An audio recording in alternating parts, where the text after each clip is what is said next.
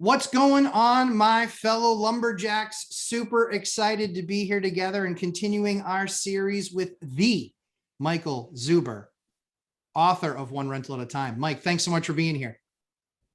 Absolutely, man. I look forward to these conversations all the time. It's such a blast, guys. The amount of knowledge that you have to write a book, but then teach a course on that book is truly mind crushing. I mean, the amount of data this guy puts out and the amount of content he puts out, oh dear Lord. You know, talking to some folks on my team, they're like, do you think we'll put as much content as Zuber? I was like, no one can put out as much content as Zuber.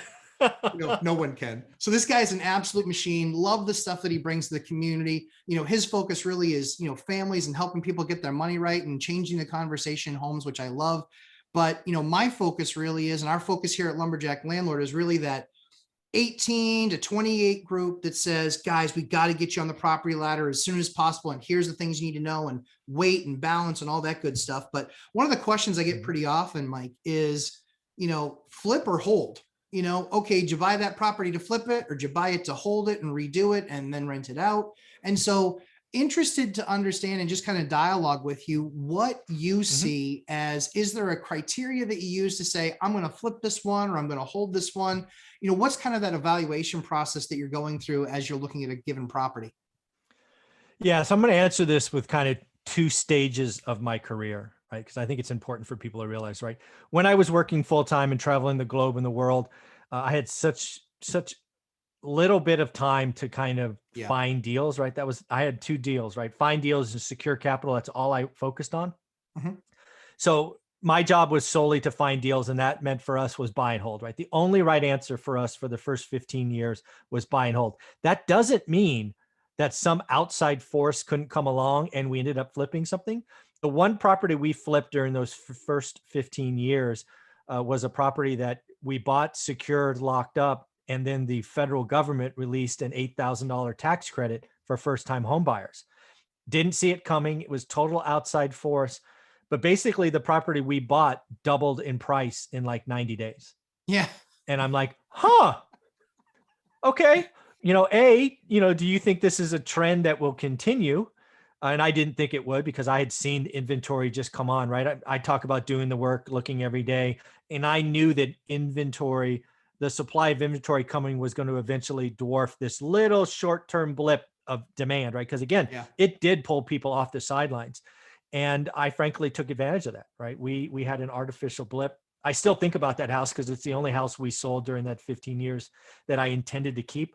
But again, what did it do for us? It added roughly six figures to our nest egg so we could keep buying going forward.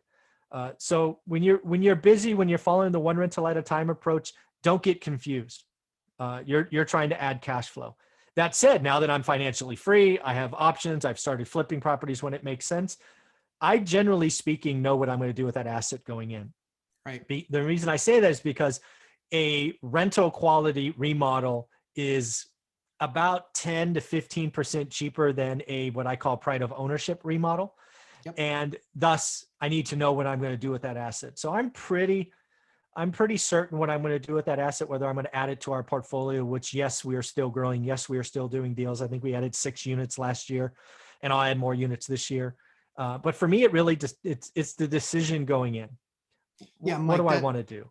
Yeah, Mike, that's awesome advice. I mean, because I think that, in my evaluation of things, it is, we buy it for a given reason, but you just said it perfectly and probably didn't even know that you said it, which was, hey, the government all of a sudden offered this new program and it, made my property go up a ton and it was making sense to sell it. Guys, the first and foremost, you have to be able to pivot. Do not tell the market that it's wrong. It will own you. It will own you, and it will make an example of you for all to see. So don't do that, and it's like, you got to go with what the market's telling you to do. We bought a property recently and we said, yeah, absolutely, we're going to get into this one. And this is a great rental, fits our portfolio, exactly what we do. And then we looked at what the government did with, some of the new changes and such that they have coming. And it just was one of those things that made the property absolutely skyrocket in value. We said, okay, we're going to pivot. We're not going to rent this one out. We're going to sell it. Yeah. So guys, I promise you, if something changed in my market, suddenly my assets were worth 50 or 80% more than they would have been, and I deemed it short-term because of external stimuli, dude, I'd sell everything I own because I've been doing this game a while. I know, trust me, I will sell everything that somebody wants to overpay for. It's okay. I'll wait. Yes. Yeah. It's a good thought process and behavior to have. People, if they're willing to pay more, let them pay more. You know, it's just that especially simple. overpay, right? Yeah. Yeah. I mean, what's really funny, Mike, and I'm not sure if you're experiencing the same thing, but the market moving so quickly, what I used to consider an overpay, now appraisers are telling me I'm low. Oh, yeah. I've started to sense 20. Right? This has been a weird year. Weird. It's going to change though. I mean, again, real estate investing, people, I mean, you only know this because when you look every day. That's right. I promise you, as we get to the summer or later this year, inventory will be up, demand will be down, builders will be cranking, and we will have forgotten, offers waiving appraisal conditions and inspection conditions. People don't realize that this will change faster than they expect. It's funny. So take advantage. If somebody wants to throw $100,000 at me, I'm going to pick it up. Yeah. Yeah. I mean, far be it for me to be discriminated towards what cash people are throwing at me. I will take it. Yep. I've met me. I'll take I've it. seen Every me time. do it every time. Yeah, every time. And it's funny, guys, too, because, the reason I brought up my example was because, I'd bought this house for $115,000. We put about 65 grand into it. We were into it for 180. We did a really nice remodel, rented it out for 2 years. Then that family left and we were like, all right, well, maybe we'll rent it out again. And then I called my broker and I said, hey, what's something like this worth right now? Well, I told you all the numbers already. I already had 180 into it, but I rented it for 2 years and made money on that. And I won't even tell you how much money a month I was making on a single family in New Hampshire, but it was just downright criminal. It was just, the numbers were insane, And so I said to him, I said, well, maybe we should just look at this and potentially sell it now. He goes, yeah, let's take a look at it. And so he put it on for 275. And I was like, yeah, we'll see how that goes. 30 showings day one on a Saturday, 30. So apparently we hadn't scared them off with price. Apparently not. And we had 30 showings. We had multiple offers. When it was all said and done, that went under contract for 305. 275 for 305. And I know my market pretty darn well. And for us to be that far off, I basically, after embarrassing my broker and saying, I didn't realize that you couldn't price things within 12% of the market. Maybe I should look for a new broker. Of course, he laughed because I was just joking. I adore him. But again, 12%. Yeah, that's crazy. 12%. And good news is it financed out, right, Mike? Because there's always that risk of what happens if it doesn't qualify, it doesn't finance through. What happens if the appraisal comes in low? It came over the 305 that I already thought was high. But that's what I like about the appraising in many levels is it's largely based on the math. Yeah. No. Yeah. And again, markets get wonky, right? I've been doing this 20 years. 06 got wonky. 2010 got wonky for a totally different reason. I think 2018 got wonky for multifamily, meaning big commercial stuff. Yeah. And 2021's wonky for single family again. Use it to your advantage. But here's the deal. You can only know it's wonky by being in the market every day, right? Daily execution. It doesn't take a lot. It's 10 or 20 minutes.